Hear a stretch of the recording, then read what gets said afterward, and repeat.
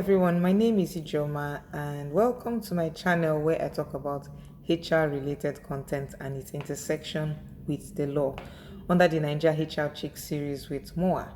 Today is very exciting for me because it is my last video that I'm going to be posting right before I head in to take my SPHRI exams, my Senior Professional in Human Resources exam. I have been preparing for this day. I'm excited, but at the same time, I feel like I'm going to miss my 20 or so subscribers who tune in every 2 weeks to hear me talk about content such as this. I'm going to miss you, but don't worry, I'll be back in August. Hopefully before the end of August, right? But today's topic is something that has been going on in my head with the pandemic and everything going on in the country and the continent. I took out a poll on LinkedIn and I asked people if they were willing to leave their current jobs for an offer abroad. And overwhelmingly, the people voted yes. A couple of persons said maybe, and another said no. Of course, you know where the majority would be. An overwhelming majority went for the yes option. Now, the question I asked today is jobs without borders. The first confusion is thinking I'm talking about remote jobs. No. The same way you have doctors without borders, they work across the world. But of course, they are doctors of a particular nationality or something. So the first question I asked was, jobs without borders, is it really for you? Is it for you? Is it something you should consider? And what time, or part of your career trajectory should you look into things like that? Those are the questions I want to attempt to answer in this video for myself mostly. And for you watching this video, you could take some things from what I've said, have some takeaways and decide for yourself whether this is the move you should be making right now. Now, the reason why I asked that question is, as we have social media, as we have evolving technologies, there's also the need to also be very careful that we don't get so caught up in what has been painted as glossy abroad as being the real deal. Now, I am currently like a practice manager at a law firm in Lagos, and I get this offer in the mail to come and do what I basically do currently in this thriving top-notch law firm, say abroad. The first thing I should actually look at sometimes is not necessarily whether they're throwing $1 zillion at you, but is it a right fit for you? Sometimes recruiting managers, we say this a lot, and sometimes it feels like blah, blah, blah in the ears of candidates. But sometimes that job might not necessarily be for you, not because it is not going to give you what you want, career-wise, it's not going to challenge you and everything, but the question I always ask people sometimes is, at the end of the day, is it a right fit for you? Is it a right fit for your current position? Is it a right fit for your career? Is it a right fit for you as a person? Is it somewhere that you would go to and end up still being stuck at a particular place because there is no room for career development? And I know it feels like, oh my God, Ijeoma, it's not that serious. Why are we asking all these questions? $1 zillion has just been thrown at you. Take the job and run.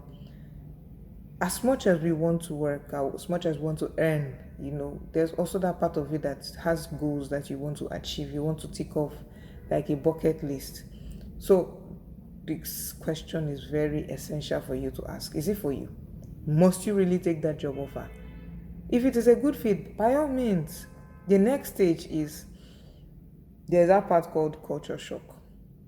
Some of us do not want to believe that the same way we do things in Nigeria is not the same way it's done abroad.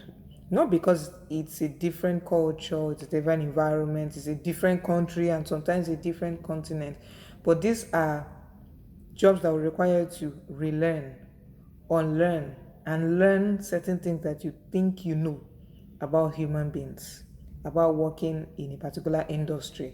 Let's say you're changing sectors or industry. So imagine that tomorrow I decide to take a business analysis certification, for instance. The way they would behave in that industry is different from the way I would behave as a HR professional, even though I'm a lawyer abiding by a code of ethics. So you're saying a pattern now. I'm a lawyer first. I have a code of ethics that I abide by, right? Then I am now a HR professional, even though we do not have like a codified ethical pattern or sanction grid for errant behavior. There's something at the back of your head that tells you, okay, because you're a lawyer, also find a way to apply that to what you do as a HR professional. So now, first you're dealing with if the job is a right fit. Second, you're thinking if you have to deal with culture shock. Yes. And how much of culture shock should you have to deal with? So this is where research and trying to read up on the firm or organization comes in. You need to know what the culture of the organization is about. Is it a global organization that has cultures that are reminiscent of the country it is based in? So let's just say Coca-Cola. Oh, Coca-Cola has a different way of running things in Nigeria because we are Nigerians. Does it run it the same way it runs it in Mexico or maybe in the US? Obviously not. So those are little research work that you need to carry out for yourself so that you don't go in there and start wagging your hand in front of a gay colleague, for instance, and you are termed offensive and you're wondering, oh, because in my country, gay marriage or same-sex unions are frowned upon and prohibited under the law, it applies everywhere else around the world. So those are little gray areas you need to focus on. Most importantly, do you have a community there? Now you need to, I know that they said in every country that in 1,000 people you're most likely going to see a Nigerian. It's one thing to see a Nigerian. Do you have a Nigerian that you know that you can make, not necessarily your friend, but somebody you can reach out to and say, oh, I'm having issues speaking the language or understanding things like this, someone you can have a conversation with. That's the third thing I think I would also want to look out for, especially if I'm going to a country where I do not have family or friends resident in. Because at the end of the day, when you take that job and you leave Nigeria, trust me, those times will come where you are so lonely, you feel like, oh my God, I want to do something. I want to hang out, but you really cannot always be hanging out alone. You need company.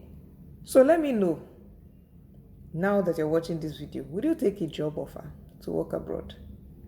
What would you look out for? What are the tips that you think you can profile to people watching this video in case they want to move tomorrow?